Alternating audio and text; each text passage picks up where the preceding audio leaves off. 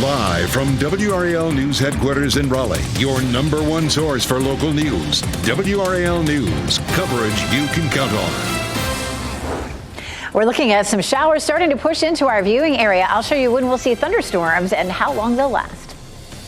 A man is dead after being shot by a Person County deputy. What witnesses say happened prior to that shooting?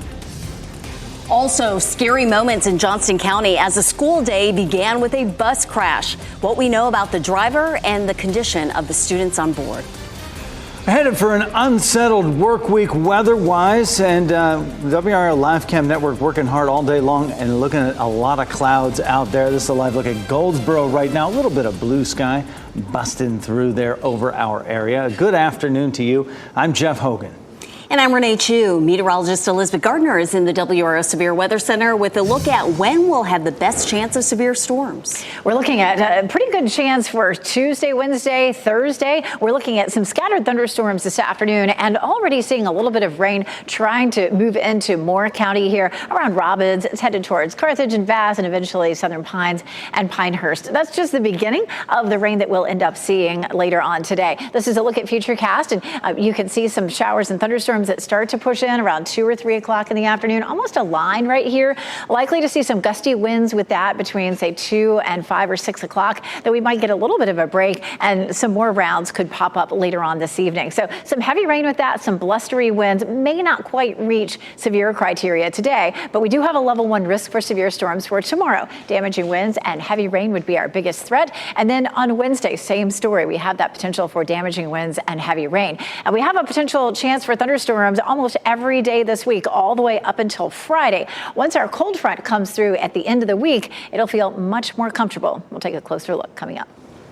Thanks, Elizabeth. We are following a developing story out of Person County right now. And as you see on this map, a man was shot and killed by a Person County deputy. And Eric Miller is live right there. We take you to Person County. Eric, what can you tell us about that? Well, Jeff, we've gotten new information from the Person County Sheriff's Office here in just the last hour and a half. They say all of this played out in this very rural area outside of Rougemont, the intersection of Mount Harmony Church Road and Cousin Road right here. The Sheriff's Department says when they got the call, there was a vehicle down here in the ditch and a man walking along the road waving a gun at passing cars. You take a look at this video here, you can see some of what's left behind from this scene here last night. All of this playing out right around 6 o'clock yesterday evening. The Sheriff's Office says when deputies got out here to the scene, they found that man waving the gun. They ordered him to put that gun down. That man instead firing 2 shots at sheriff's deputies. The Sheriff's Office says that man then continued to walk towards those deputies, gun in hand, still refusing to respond to commands. That's when deputies fired those fatal shots. Now, we are still working to learn that man's name, working to learn what exactly led up to this incident here. But we do know that both the sheriff's deputy had a body cam on, and there was also a dash cam in that deputy's vehicle as well. The SBI, which is taking over this investigation, is going to be looking very closely at those videos as they work to learn what exactly happened here. Jeff? It's a pretty wild scene there. Eric Miller, live in Person County. Thank you. Police in Zebulon, meantime, are looking for a person who shot someone while they were driving, causing them to crash. It happened within walking distance of 5 County Stadium, where the Carolina Mudcats play. WRAL had crews on the scene, saw a sedan with broken glass and a smashed hood off to the side of the road there. Police say the driver was taken to the hospital. No word on that person's condition. We have new information about the students on board a school bus that crashed this morning and the injuries some of them suffered. It happened on Stevens Chapel Road in Johnston County around 8:15. WRAL's Brett Neese is live there for us now with some new information. And Brett, some of the students have serious injuries. They do, Renee. Just a terrifying start to the school day for these 22 students that were on board this school bus. Troopers say that it was traveling down Stevens Chapel Road, lost control, overcorrected, and that's when it hit that mailbox there. You can see it lying on its side. And then after hitting the mailbox, it hit this tree. A lot of damage to the tree, and you can see the skid marks there along the road. That's when the bus went back across the road and finally came to a stop. I want to show you some of this video to show you the damage to the bus itself. Take a look at this as it was being towed away from the scene. Officials tell us that the 22 students were on this bus when this happened. 2 of them have broken femurs. 6 others also have injuries. The remaining students were taken to Princeton Elementary. Those 8 that were injured were taken to the hospital. Troopers tell us that the driver of this school bus, Karen Halver, was not paying attention to the road when she went off the road and overcorrected. She's now facing charges. A man who lives by says this is not the first time a vehicle has overcorrected and crashed on this stretch of road. In the 10 years we've lived here, that's the 3rd crash we've had from an overcorrection. 2 vehicles rolled over in the neighbor's front yard across the street on the same day. Typically an awful lot of people coming away too fast through here. It is a 45-mile-an-hour speed zone here on this road. Halver facing a left of center violation. Renee, the ages of those kids that were on board ranged from 5 to 11. What a scary ordeal for those kids. Brett Neese, live in Johnston County. Also in Johnston County, a Smithfield man accused of causing a school bus crash on Friday that injured several students is due in court today. Trevor Grice faces felony hit and run and other charges after authorities say he hit that bus with his car. Ring camera video shows the moment the bus was hit, pushed off to the side, and ended up in someone's front yard. 13 children were on board. 8 had to be taken to the hospital. Troopers say Grice was driving with a revoked license at the time. Right now, family and friends are saying a final goodbye to one of the officers killed during the shooting in Charlotte last week. WRAL's Noah Klein is here with how those who knew him best are remembering Deputy Thomas Weeks. Noah. Jeff, we have heard a lot about Deputy U.S. Marshal Thomas Weeks, known by those who knew him best as Tommy. A memorial service honoring his life and sacrifice started this morning at about 10:30. It continues at this hour. This is a live look inside. We just heard from his wife, Kelly, who spoke about who he was as a husband. She said he always wanted to hold her hand. Weeks is survived by his wife and 4 children. He was with the U.S. Marshals Service for 13 years, also worked 8 years for Customs and Border Protection. I want to play you now part of his wife's eulogy, speaking about Tommy as just a great father. He was a loving father, to not only to his kids, but also his stepchildren. He enjoyed everything from watching Patrick when he was performing, to his nightly goodnight hugs and I love you to Abby. He would make Dunkin' Donuts runs for Mackenzie even after Mom said no. And he took Brady to D.C. to see his first Capitals game. U.S. Attorney General Merrick Garland also spoke at this service, reflecting on what he's learned about Tommy from his colleagues. Garland said after he spoke with Weeks' wife on the phone last week, she asked what he needed from her to support the Marshal Service during this time. Last Wednesday, a processional carried Weeks' body from the medical examiner's office to that funeral home in Mooresville. We have information on the other 3 officers killed that day and who they were. You can find that over on WRAL.com. It's so sad we're talking about this just a week since it happened. Noah Klein, thanks for that update. North Carolina Division of Adult Correction is also paying tribute to 2 of the officers killed in the line of duty in Charlotte. Officer Sam Peloche and Alden Elliott served with that agency. A memorial wreath is now displayed outside the Special Operations and Intelligence Unit on Yonkers Road in Raleigh. Representatives from the North Carolina State Highway Patrol and Raleigh Police Department joined for this solemn occasion. Former President Donald Trump could face jail time the next time he violates the gag order in his hush money trial in New York. The judge fined Trump another $1,000 for making remarks about the jury. This is the 10th time Trump has ignored the gag order. The judge says since the fine does not prevent him from violating the order, maybe jail time will. Long lines, frustrating wait times, and delayed deliveries. Those are all problems customers are complaining about at the Holly Springs post office. Today, town leaders are addressing those concerns. They met today to discuss expanding the post office. It was built in 1991 when the town had about 900 residents. The population has grown to 50,000 now, but there's been no change to the post office facilities. One business owner says delays at the post office create a backlog for customer payments. We get a lot of checks from customers and payments, and you know, sometimes we're expecting them and they show up 2 or 3 days after we expect them to be there. That the current approach to Congressman Wiley Nichols sent a letter to the USPS postmaster calling for changes to the facility. The mayor says they're hoping to build a new office or remodel the current building.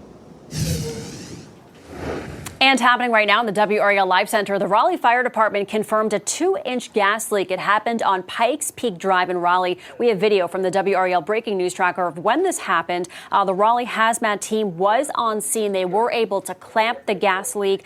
We heard that they actually just cleared the scene. They were assessing whether evacuations would be necessary, but that was not necessary, and it is all clear for now. Next at noon, a terrifying situation at a Philadelphia church Sunday. Why a 26-year-old man said he wanted to shoot the pastor, and what happened when he tried. Also, the Texas flooding disaster has now claimed the life of a 4-year-old. How hundreds of people had to be rescued from homes and cars. Well, it's just a little more than a month out from the U.S. Open at Pinehurst Resort and Country Club at 12:30. We take you there for a live report on what's happening today. Keep watching WRAL News over the air Channel 34 and Spectrum Channel 1257.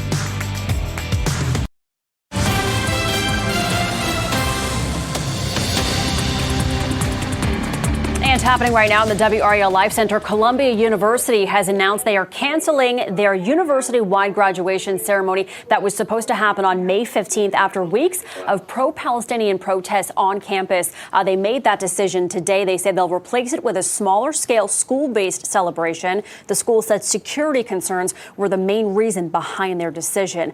This all comes as hundreds of UNC faculty and staff are calling for student protesters to be allowed back in school after facing suspension after last week's police action toward pro-Palestinian protesters on campus. The faculty members plan to deliver a letter to them later this afternoon in the Peace and Justice Plaza. Michelle, thanks. What was supposed to be a day of celebration turned tragic at Ohio State University. Someone died during the graduation ceremony yesterday. A spokesperson for the university said the person fell from the stands and died. This happened just 30 minutes after the ceremony began. The commencement continued uninterrupted, and students leaving the ceremony walked past the investigation as they were leaving. A man who attempted to shoot a pastor in Philadelphia says he did it because the spirits in his head told him to. This all happened as the church service was being live streamed. Video shows the 26-year-old walking into the church shortly after 1 p.m. Sunday. Now watch as he walks toward the front of the church during the sermon and points a gun at the pastor. The gun failed to fire, giving the pastor time to duck for cover, and that's when another man jumped into the scene there and tackled that would-be shooter. All I could see was somebody walked up on the pulpit, and after they got up on the pulpit, they raised the gun up. Once they raised the gun up, I jumped up, you know what I mean, from behind, got him from behind, struggled him down to the ground. A cameraman wrestled the gun away from that man, and while the pastor and others held him down until police arrived. Everyone was grateful for the outcome and say they forgive him. The body of a 4-year-old boy was recovered near Fort Worth after historic flooding over the weekend in Texas. Search and rescue teams are patrolling streets and neighborhoods for people stuck in the water.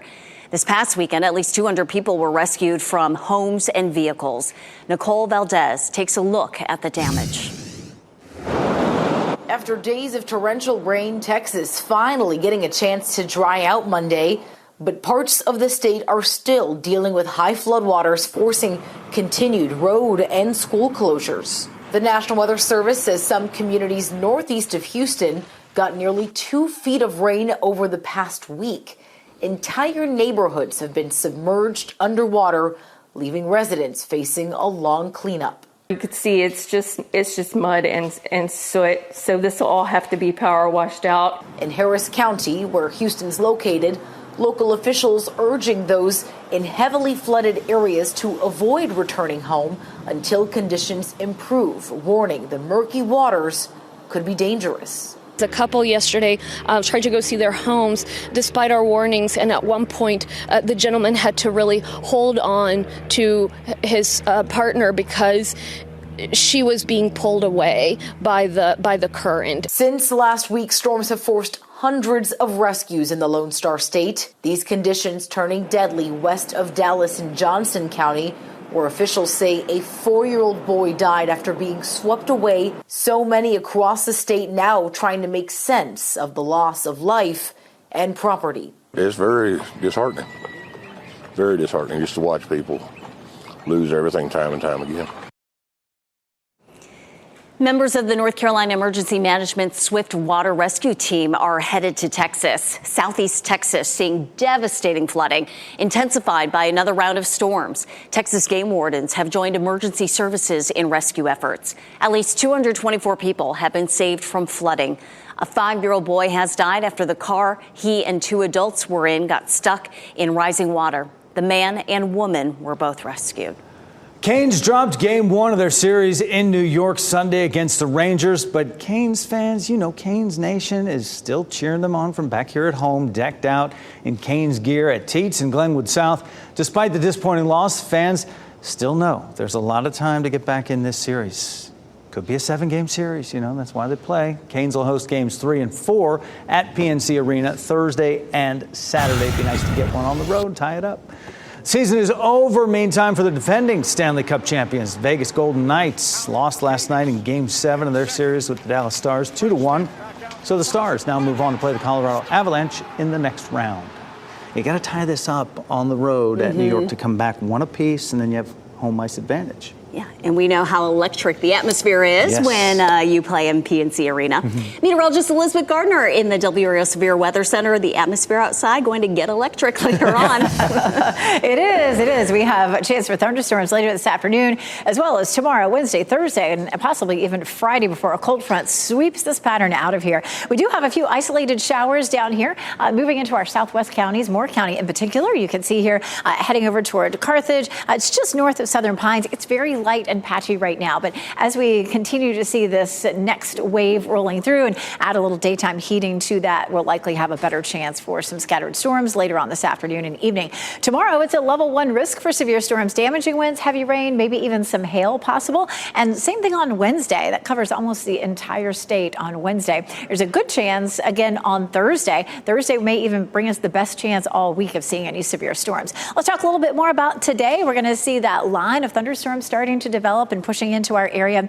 Again, we may see some heavy rain, some strong, gusty, blustery winds right through the evening commute. So it may be very messy mid to late afternoon for us. There's 9 o'clock and some more waves may roll through closer to midnight. And then we'll calm things down overnight. And first thing tomorrow morning, there could be a few isolated showers you can see there at noon. This version of Futurecast isn't too excited about those afternoon and evening thunderstorms, but some of the other models certainly showing a good potential for that. So a chance of showers and thunderstorms all the way through Friday. And again, some of those may be strong to severe. Here's a look at Southern Pines. Again, up to the north, we're dealing with just a little bit of light patchy rain. We'll start to see more of that rain pushing in across our viewing area as we get through the next 2 hours. 76 is our current temperature. We have a southwest wind at 9 miles per hour. We'll likely climb on up into the mid 80s. And then temperatures will probably hold steady or start to fall once the rain starts to roll through. 84 in Raleigh, 83 Durham, 88 in Fayetteville. Our monkey meter is going to be something that is new for us this week. We've had, some monkey meter kind of creeping up a little bit last week, but this is likely to be the highest so far. Some of our highest dew points that we've seen so far this spring, that's 71. We haven't made it into the 70s just yet. That's going to make it feel very warm. We'll see a high of 90 Wednesday, and then upper 80s on Thursday. So that heat index is going to be pushing the upper 90s Wednesday and Thursday. And yes, it's going to be very, very early for that, for sure.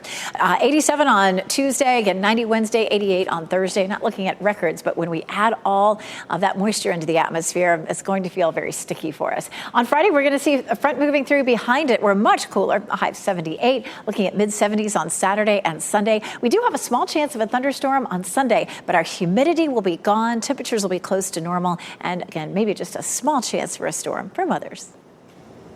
Elizabeth, thanks. The man accused of crashing into a school bus on Friday and leaving the scene appears in court today. Coming up at 4, we'll have the latest from inside the courtroom about last week's crash that left 8 students injured. Then 2 mental health facilities that serve our children with a history of issues. Tonight at 6, WRAL investigates concerns about care and what state inspectors found.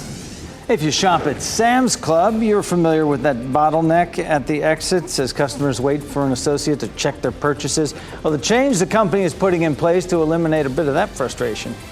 Plus, most Americans spend at least 40 hours a week at work. Why psychologists say prioritizing your mental health on the job could improve productivity.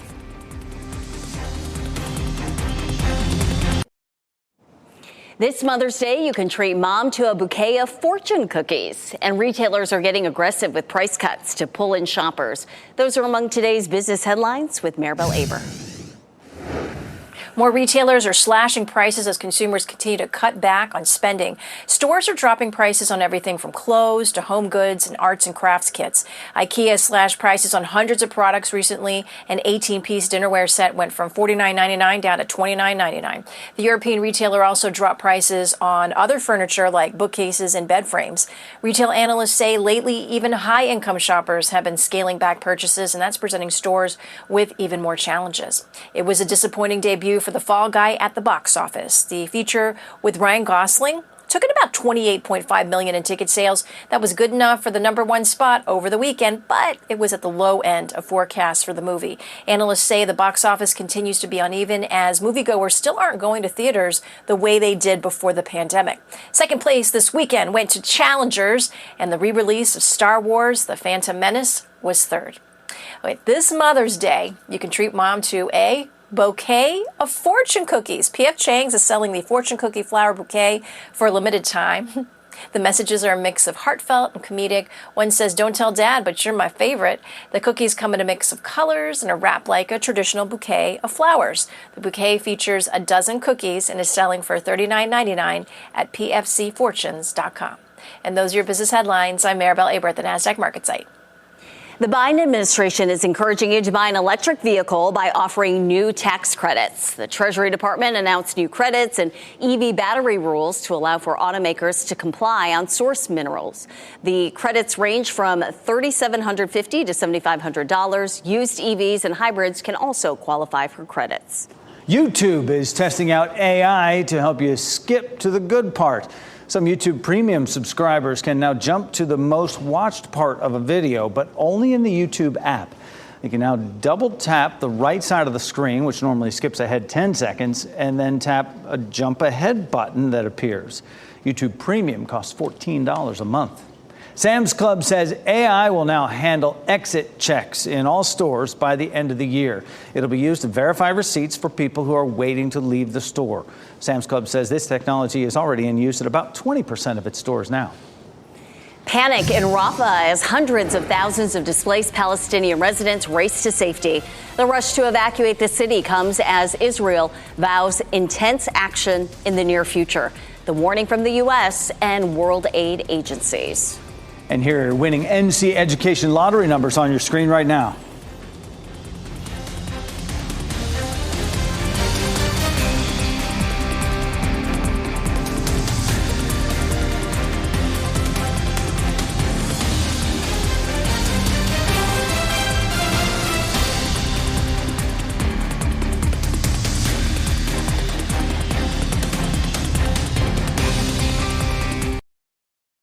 Shot in 4K ultra high definition. Your #1 source for local news. WRAL News. Coverage you can count on.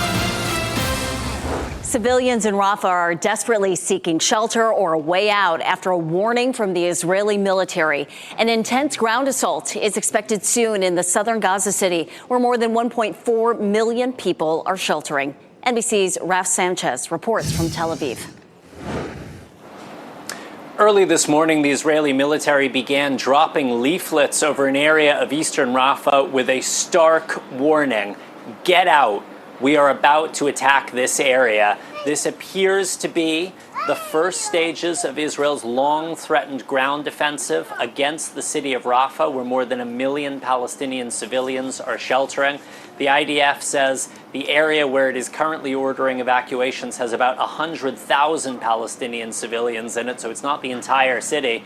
But these people are being told to flee north and west to a so-called humanitarian zone along the Mediterranean coasts. Now, at this point, Israeli forces have not actually entered Gaza and begun heading towards Rafah, but the U.S., the UN, humanitarian groups have consistently said to Israel that a large-scale ground attack on the city of Rafah would be a disaster, not just in terms of the loss of innocent life, but also the disruption to the flow of humanitarian aid coming into Gaza.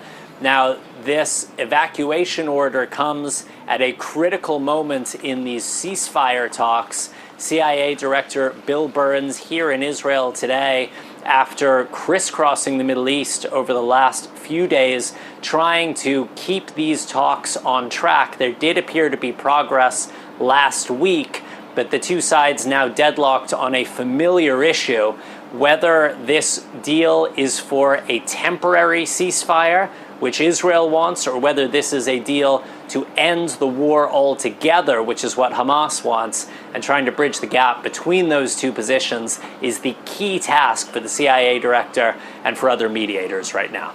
Raf Sanchez, NBC News, Tel Aviv. Voters will decide the Republican nominee for lieutenant governor next week. That's when Jim O'Neill and Hal Weatherman face each other in a primary runoff. The winner will face Democrat Rachel Hunt in November. O'Neill is Forsyth County District Attorney. Weatherman was chief of staff for former Lieutenant Governor Dan Forrest. The lieutenant governor's seat is open to newcomers because incumbent Mark Robinson is running for governor. O'Neill and Weatherman have different ideas for how they want to lead the office. So for a look at their records and their priorities, you can check out our in-depth article at the NC Capital section of WRAL.com.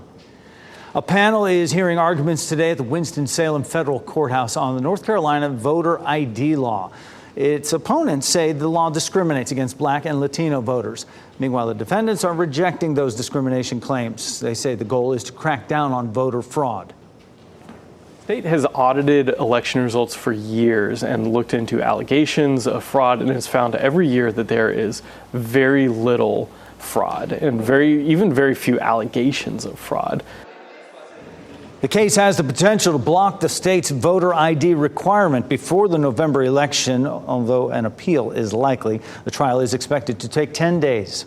Tonight, we will learn who is Wake County Public Schools Teacher of the Year. The school system will honor each school's Teacher of the Year and 4 first-year Teachers of the Year. Tonight's banquet gets started at 6:30 with the big announcement at 8:30 at the Raleigh Convention Center. We'll be sure to let you know the winner during tonight's late newscast.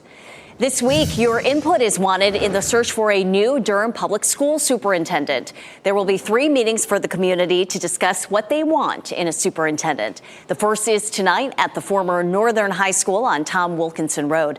You can also attend a meeting tomorrow at Hillside High or Wednesday at the Southern School of Energy and Sustainability. All of the meetings begin at 6 p.m.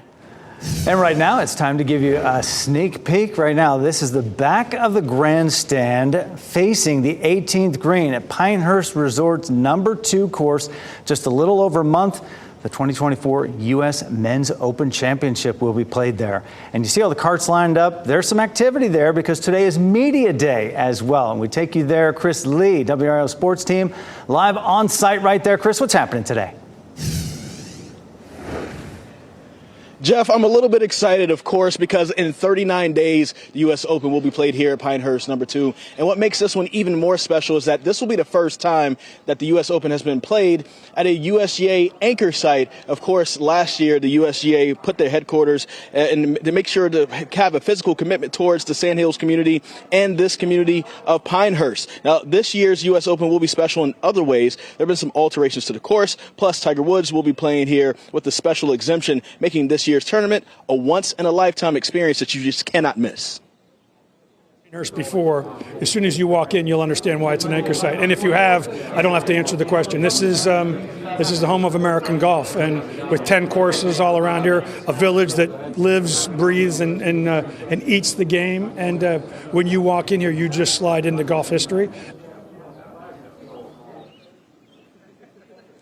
And, Jeff, there's going to be so much to do down here in 39 days when people come here for the U.S. Open. Of course, they're building all of the grandstands and all of the great things here that will be on the golf course. But also, the World Golf Hall of Fame is now here in Pinehurst. So you can come here and visit that. There's so many other things and memorabilia and things that you can use to go down memory lane to see everything. Plus, it'll be the 25th anniversary of Payne Stewart winning and the shot that he hit right there on 18 as he won there over Phil Mickelson. So we'll have a great time here in about a month and 10 days. Excited for this as the U.S. Open is nearing. Oh, certainly. Those grandstands are immense. The Hall of Fame will be a fun visit for a lot of folks coming through there. Chris Lee, live down at Pinehurst. Thanks so much. Experts say there's an easy way to improve your quality of life, both at work and in day-to-day life. The trick prioritizing your mental health, how researchers say bosses can play a big role in helping employees' mental well-being. Plus, sometimes parents would love some help and guidance on parenting. Still to come, how the Wake County Public Library is giving you free access to the pros on topics like kids' health, safety, and well-being. You can download the WRAL News app and keep up with breaking news, weather alerts, and stories that matter to you wherever you are from your favorite device.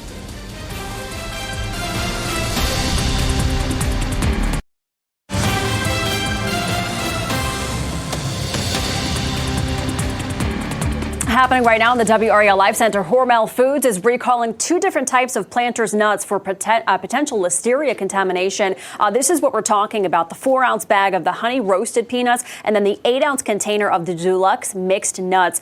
They were shipped to public supermarket warehouses in several states, including North Carolina. No reports of any illnesses yet, but the products are being recalled out of an abundance of caution. These honey roasted have a best by use date of April 11th, 2025. The Planters salted mixed nuts have a date of April 5th, 2026. If you have either of these, either throw them out or return them to the store where you bought them. Today is Melanoma Monday. Melanoma is considered the deadliest of all skin cancers. But a new FDA-approved immunotherapy could help extend lives for some. Oncologists say the single dose of immunotherapy is currently approved for those with advanced stage 4 melanoma who have not had success with other treatments. The process works by surgically removing a piece of the patient's tumor and then identifying specific cancer-fighting immune cells from it. From there, the cells are multiplied and reinfused through an IV. By doing this, the patient's own immune cells can go on to identify and fight the cancer. Immunotherapy-based treatments are a very effective way to fight melanoma.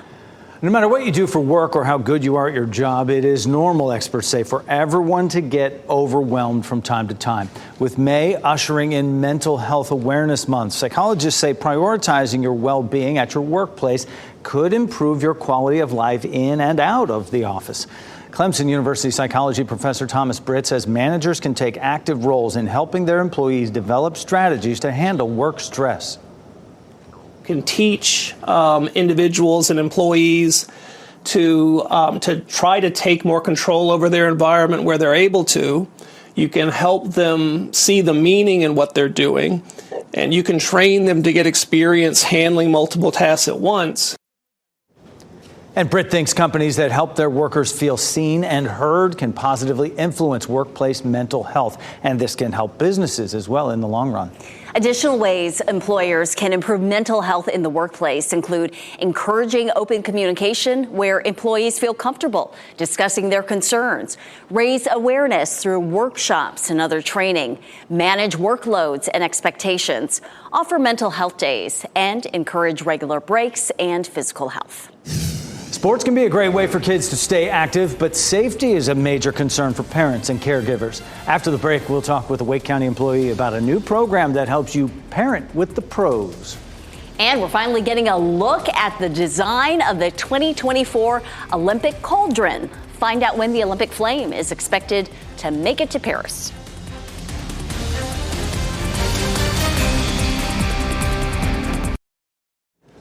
Summer's right around the corner. That means lots of free time for the kiddos, and Wake County Public Libraries, Wake Med Health Hospitals, they're all partnering on a new program.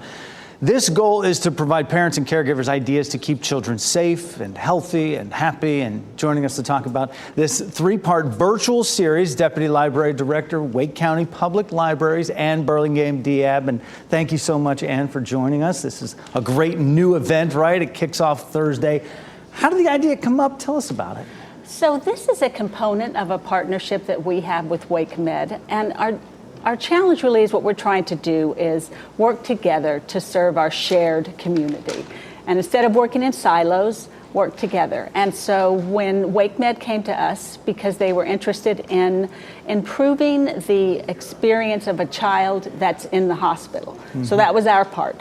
And their part was we needed expert help on for parents on issues that were coming up in our conversations with our customers. Yeah, just what you're hearing. You're listening to them and hearing it. So parents and caregivers, it's a virtual series here. What can they expect to learn out of this? Well, the first one we're going to do, and that's on Thursday, is going to talk about teen mental health. And that is such a big issue in the country right now. So we have a master's in social work coming to talk to our parents about just signs to look for, just how you can deal with children suffering from depression, suffering from anxiety. Well, that's been top of mind for 2-3 years now. Yes. Certainly. So a vital one. That's this Thursday. Yes. Next month, you address outdoor safety. We'll be right in the middle of summer. Everybody be going. Well, and the summer is fun, but you also have your kids biking, swimming, hiking. And so we are working with the emergency medical director from WakeMed Children's, and she's going to come and talk about just how to, keep your kids safe, how to manage the sunburn, so she'll be doing our second one. All those things involved camp and things like that. Yeah. So then you wrap up the series, 3 parts. Third part is in July, and how to keep your teen safe playing sports as we look towards the school year. Right. Sports really become a big part of children's lives in middle school and in high school. And there are things parents just need to know about keeping your child safe, and whether they're playing football or soccer or even cheerleading. There are things that, we'll be able to talk, that our speaker from Wake Orthopedic will be able to talk to parents about, to keep your child safe and to know about. All right, brand new, great event. The events are free, okay, but registration is required. You want people to sign up for it? We would love it if you would sign up. Yes. Where do they do that? Do they have information? If you just go to wake.gov and look at Explore Your Library, you will see a whole tile about this program, Parenting with the Pros, and you can sign up right there. All right. I know I try to parent like a pro. Doesn't work out. But we all do. We all can try, right? Ann Burlingame-Diab, thank you so much. Thank you for having me. This is going to be a great series. Looking forward to it. Renee. And as parents with kids still at home, we just try to do the best job we can, right? And if there's helpful research and advice from the pros that we can access, all the better. So just a great series. Yes, I need to show up for that for sure. All right, now to the pro on the rain and the weather that we're going to see this afternoon. Looking at some scattered cells starting to pop up. Earlier when we were talking, it was just down here into Moore County. Now we're just beginning to see a little bit of activity popping up north of the I-85 corridor, a little bit of that around Durham. So we'll continue to see that as we get through the afternoon and evening. We take a look at dual Doppler 5000 radar zooming in here on the southern part of the viewing area. Just a little bit of light patchy rain there. Nothing much yet, but we have plenty more ahead. We take a look at Goldsboro. You can see a little bit of blue trying to peek through. The more sunshine we see, the more likely it is that we'll end up with more thunderstorms. Apex still pretty cloudy, Chapel Hill as well, and so is Fayetteville. The more sunshine we see, the more unstable the air mass will end up being, and the better chance we'll see some rain. We take a look at Futurecast as we roll it on through this afternoon. It's showing, just a peak of sunshine, but as we get into 1 or 2 o'clock, a few isolated showers and then a line of rain that develops and pushes on in right around the time of the evening commute. That's likely to last through dinner time, and another wave may come through during the evening and overnight as well. Tuesday, looks like the same story. We'll end up with the potential for some scattered thunderstorms as we get through the day through Tuesday into the afternoon and evening, with that potential for some scattered storms.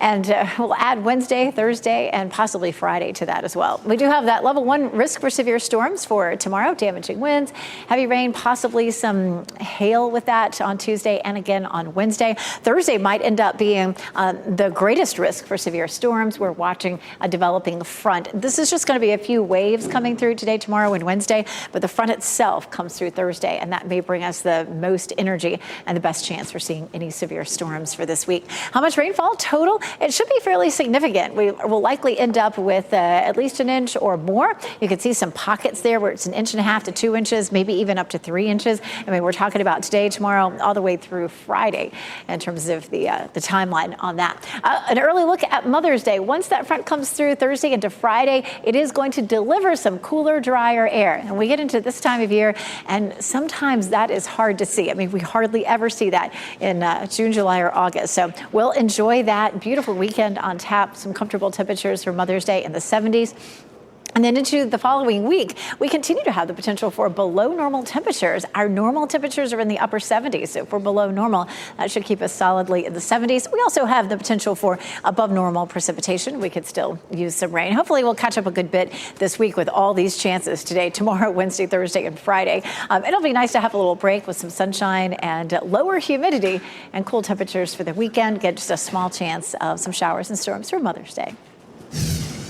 Elizabeth, thank you. More than 250,000 people took part in the world's largest charity run over the weekend. How organizers were able to make this happen around the world.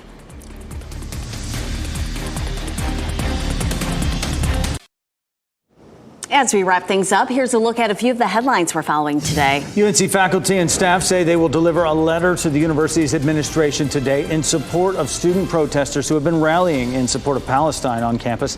A release says more than 550 faculty across the university have signed a letter demanding the school administration provide amnesty for students who have been arrested or suspended.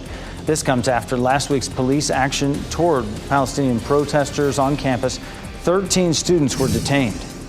A man is dead after he was shot by a Person County deputy yesterday. The sheriff's office says a man carrying a gun was walking along Mount Harmony Church Road yesterday. When deputies made contact with him, they say he fired 2 rounds. One deputy shot the suspect, who died. The State Bureau of Investigation is now handling the case, as is standard with shootings involving law enforcement officers. 8 students were injured in a school bus crash this morning in Johnston County. 2 of them had broken legs. It happened on Stevens Chapel Road around 8:30 a.m. 22 kids were on the bus in total. Troopers say the bus driver veered off the road on a curve, overcorrected, and lost control of the bus, hitting a mailbox and a tree. The driver is Karen Hauver. She was charged. Runners from around the world united under one organization for charity. More than 250,000 people took part in the Wings for Life World Run on Sunday. The motto of the event is running for those who can't. The run featured 345 starting points worldwide. The organization calls it the largest running event in the world. Runners averaged about 7.1 miles. More than $8.7 million was raised for this event. We're finally getting a look at the design of the 2024 Olympics cauldron that will be lit for the first time on Wednesday. The man behind the vision also designed the Paris 2024 Games torch. He says the two items share inspiration and common signatures: the purity of the form, the relief of water, and the same hue. The cauldron will be lit at the celebration site of each stopover city by the last bearer of the flame. Our pets of the day come to us from Love Mutt's Rescue. 6 puppies playing in a lake.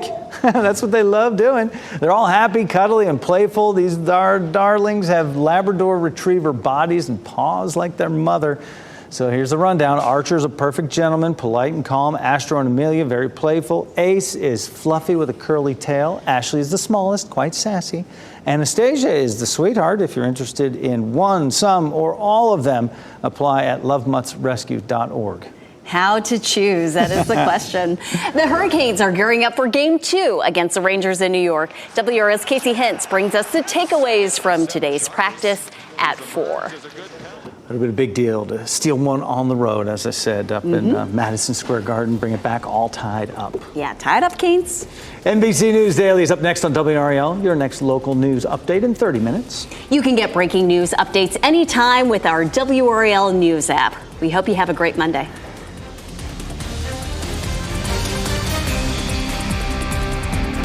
Keep watching WRAL News over the air Channel 34 and Spectrum Channel 1257.